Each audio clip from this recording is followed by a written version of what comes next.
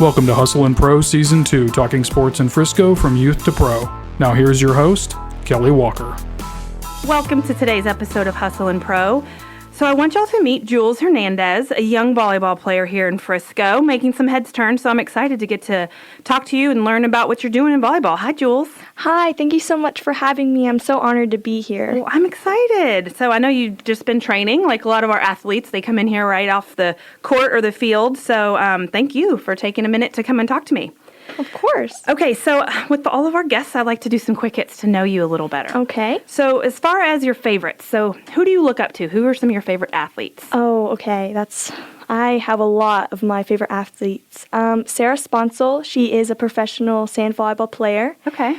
I really relate to her because she plays sand volleyball and I play sand volleyball, and she lets no ball drop. And I play libero and I let no ball drop, and it's just, I relate to that. That's awesome. And also I love April Ross because her energy on the court is just amazing. And also I think that's my two biggest athletes that I really love. Those are great. So as far as teams and sports that you like to watch, I know we're here to talk about volleyball, but are there other sports that you like to watch when you're watching TV and different teams that you follow? I normally just watch volleyball. That's pretty much my main sport. I don't really watch other sports other than volleyball, so no. So you're volleyball all the time, yes, volleyball. But I am doing track this year and cross country. That's what I love about middle school. So we should say that you're in middle school, and I think that's one of the best things is when you do get to the point where you get to be a middle school athlete, a student athlete. You get to try things that you might not have otherwise realized, I'm going to try track. But is it true that your coaches encourage you to kind of branch out and try the different things? They're like, try basketball, try soccer, just do everything. They do that to all their top athletes here. They're just like, just do everything. And it's so good for you because while you might not pursue that sport for very long, it's really good to just try it. Oh, definitely. And understand different skills and different things that different seasons and different sports go through, and learn different coaching techniques and learn how to work with different types of teammates. Yes, right? definitely. Middle school is just a perfect time to just see what you like, what you don't like, just to try new stuff. And that's why I'm definitely doing track and cross country, because I have good stamina. I'm really fast, and I just love running. It's good for you then. Yeah. Definitely. And it keeps me in shape too for volleyball, so that's really good, making me faster on the court too. Exactly.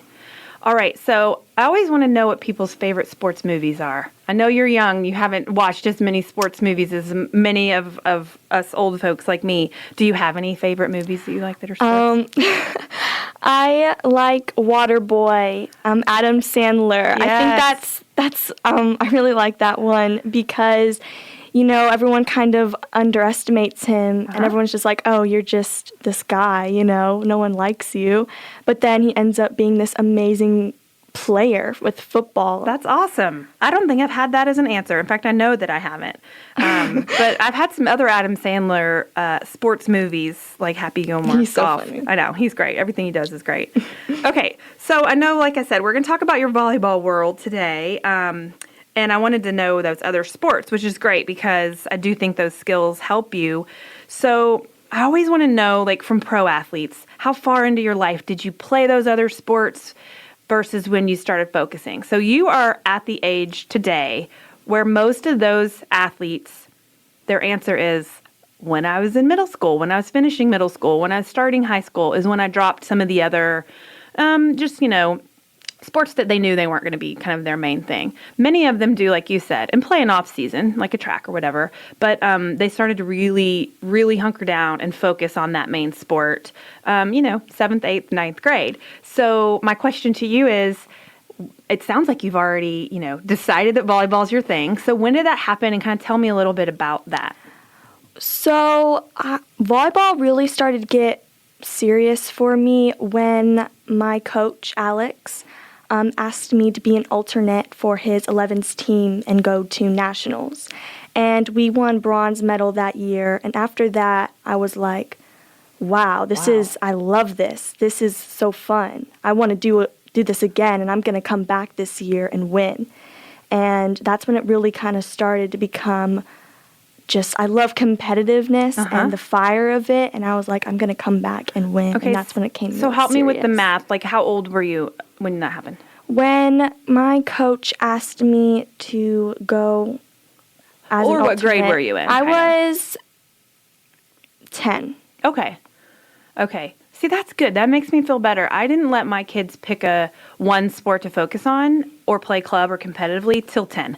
Because I feel like sometimes when you do that earlier than that, It's just good to have too fun. early. Yeah. It's just good to have fun and Yeah. just try new things, make friends, you know. Yep.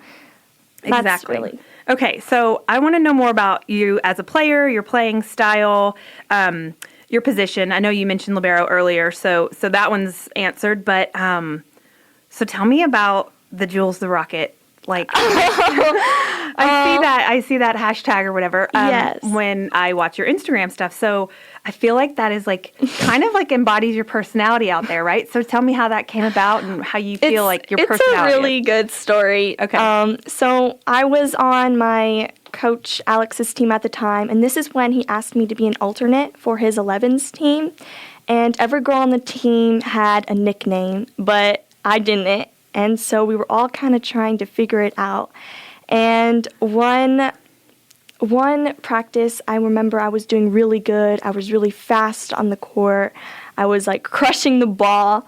And then my coach, he said, "Everyone, come on in. Come in the huddle." And he was like, and I thought, oh dear, what's going to happen? Are we going to start running or something? And then he said, "I know what we're going to call Jules."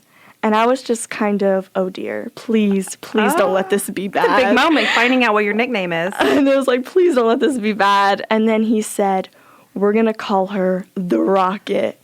And I was just, what? What is that supposed to mean? The Rocket? And he said, well, because you're really fast on the court. And he said, and when a rocket starts, nothing can stop them. Ooh. They're fast and they're powerful and they make like a big boom. Explosive is what I was Very. thinking. And he said, and that's exactly what Jules is. She starts up and nothing can stop her. Powerful, like a big boom. Okay, that's cool. So do you love the nickname now? I love it. I feel like it's just going to stick with me forever. Yeah, that's awesome. And so that's kind of what I haven't seen you play in person. We have mutual friends that have talked to me about you and that play with you, and I've seen your videos. And so yeah, like the whole nonstop or nothing's gonna stop you, I guess, stands out because like I don't know if the one arm dig is a thing, like a thing people say, but that's something that I've seen you do on some of your videos a lot. So otherwise, like other players might just not have gone for it, right, or let it drop. So Right. is that something that you know consciously that like you will not? I fight for every single point. We might be 20 points down, but I'm not giving up. No. And also sand volleyball really helps me get faster on the court. So now I'm like, oh, I can get that ball. I'm just going to try. I'm just going to lay out for it. And my coach, Bill, he's amazing. He says that, you know what, just give your body, just put in the effort there. Just go for it. So that's with beach or sand. You call it sand? Or Sand volleyball, yes. Okay. So I'm curious. I mean, that looks more fun. Is it like, if you, like, I know you don't have to pick, but like, say one day you have to choose one. Do you think you would pick beach or sand? I feel like sand volleyball is definitely more laid back, Yeah. definitely more chill, but it is much harder because Okay. it's 2 against 2. You get a lot of reps, and in the sand, it's really hard and stuff. But I love beach and I love court, so I think I'd pick court volleyball. So beach is always just 2? It's always just like a doubles situation? 2 against 2. There might be just some fun tournaments 4 against 4, but with professional, it's just 2 against 2. Okay, yeah. I don't see a lot of it, so I didn't know. So yeah, you got to cover a lot more ground. And then it's harder Definitely. too because your feet are in sand, so Sand, you yes. can't, It's so hard to move in the get going. sand. Yeah. Wow. I bet that is fun though. I don't It's know. so It just fun. looks fun. And like you said, to just be able to like lay out and dive and go for it Just go without for the it. fear of like, okay, I'm going to hit a hard court now. I actually just started sand this summer because of COVID. I would have never done sand volleyball without COVID-19. Oh, really? Yeah. And I just tried it, and it's so fun, and I love it, and I'm so happy I started. All right. So I read somewhere that you just got a cool accolade for sand. So you and your teammate got a bid to the 2021 AAU Jr Olympics Tournament. We did. So that's awesome. It's super awesome. It's going to be in California, I think, next year. Mm-hmm. That's so fun. It's so fun. I did it with my teammate, Miley Kemp. Mm-hmm. She's awesome. She's really fun and also very powerful. We're a really good match together playing volleyball and sand. So you guys get to travel to California, and it's just the two of you? Just the as far two. as the team goes, your team. Yes, because in sand volleyball, it's just two. Mm-hmm. That's pretty much just the team. How you and your fun. partner. It's going to be so fun. I'm so excited. And you get to go play in a tournament. Now, is this another qualifier for more Junior Olympics, or is this the Junior Olympics? It pretty much is kind of the younger version of Junior Olympics. Yeah, that's so fun. You're going to learn a lot, even though, you say you're new to the sport. That's going to be really neat to get exposed. The experience is going to be great. I'm so excited. Okay, then I also want to know about, I saw that you had GJNC National Champion. I don't know what that means. What's that? That is Girls Junior National Championships. Okay, Girls Junior National Championships. It's just kind of a short little saying. Okay, I'm really interested to know about this high performance team. Is this the Future Select team? I don't know what that means. So the Future Select team is just kind of like getting your name out there for like college coaches and for Olympic coaches. It's just kind of like the Junior Olympic kind of So team. what was the tryout process for the high performance the team? tryout process, I would normally go and try out, but because of COVID, I had to send in a 30-minute video of me when I last played, unedited, and then after a couple of weeks, they would tell you if you made it or not. About 60 girls around the country made it. And then That's a huge deal. It's that's super amazing. big, yes. Yeah. And then normally I would go to Nashville and get coached by those coaches, the Olympic coaches, and those girls. But instead, because of COVID, it was a Zoom call. So based on what you play, you would do a Zoom call based on that with a different coach. Oh, so you still get to work with them, just not physically in person. It was really cool. I'm so glad I did it. I learned so much, and I was with amazing coaches, and I'm really happy I did it. And that probably is again, exposure to different recruiting possibilities in the future, Definitely. right? I mean, these are the coaches that are probably the top coaches for girls USA, volleyball. Yeah, definitely. It really puts your name out there with college coaches, with those Olympic coaches. Yeah, definitely. That's a big deal. Congrats. Good job. Thank you so much. That's very cool. So I want to talk about your goals, because you're obviously young. Are you a seventh grader? Seventh grader. Seventh yes. grader.